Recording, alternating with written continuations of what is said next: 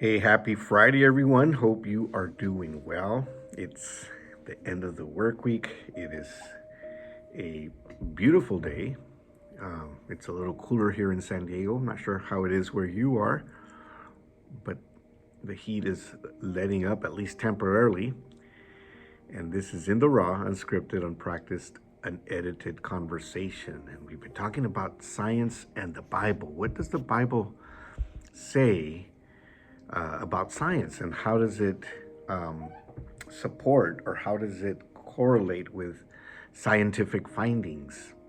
And today we're going to talk about a couple of different topics in science. Biology. The Bible asserts that blood carries the life and health of a living being. I know I talked about this in the previous video, I think, but let's just kind of expand on this. Leviticus 17:11 and 14 says, "For the life of a creature is in the blood, and I've given it to you to make atonement for yourselves on an altar. It is the blood that makes atonement for one's life, because the life of every creature is in its blood." So the point here is that it says that the blood of every creature is in its blood. And, that's where we find life. Blood. The blood that we have carries life. And so that's why God told the Israelites, you must not to eat the blood of any creature, because the life of every creature is found in the blood. And so God said, do not eat the blood of any creature, because that's where you find, life as we know it. And then the blood, it circulates through our body and provides life to all of us. So, that's the basis for biology, the study of life.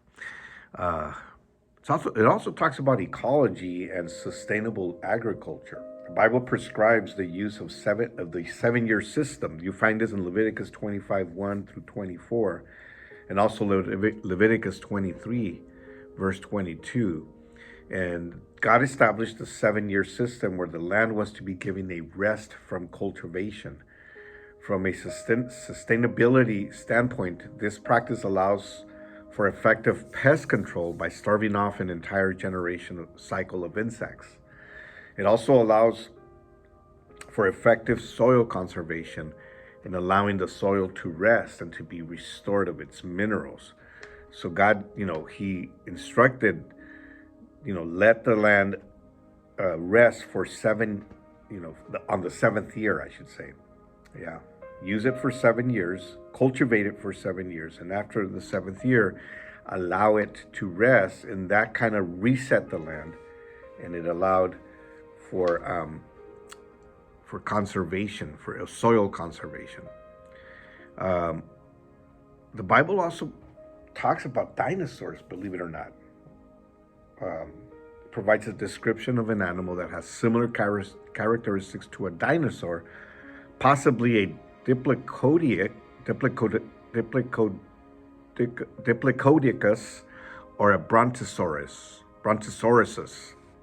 And we're not certain if that's what it is, but it points to that. Job 40:15 through 19, it says, "Look at Behemoth, which I made along with you, and which feeds on grass like an ox.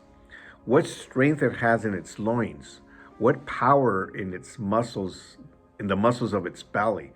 Its tail sways like a cedar. The sinews of its thighs are close knit. Its bones are tubes of bronze, its limbs like rods of iron. It ranks among the works of God, yet its maker can approach it with its sword." So there's a reference to what could be a dinosaur that roamed the earth millions of years ago. And the mind-body connection. The Bible supports a connection between the mind and the body.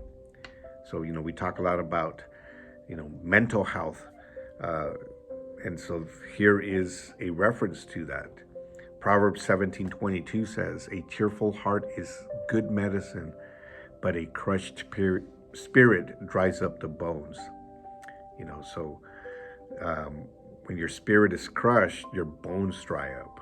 And when your heart is cheerful, it is good medicine, it says. And then Proverbs 18:14, "The human spirit can endure in sickness, but a crushed spirit who can bear?" And so, when we have a good spirit, we can endure sickness. But when the spirit is crushed, who can bear? And that has to do with your state of your state of mind. Your your attitude, which is affected by your state of mind. And when we are in depression, when we are in when we have anxiety, that is known in the Bible as that crushed spirit, right? But when we are healthy mind, you can endure, in sickness.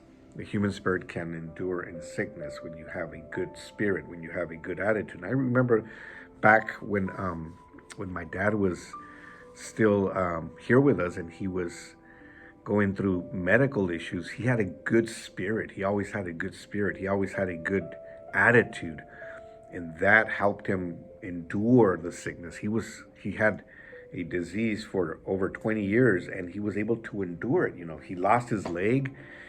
He had a kidney transplant.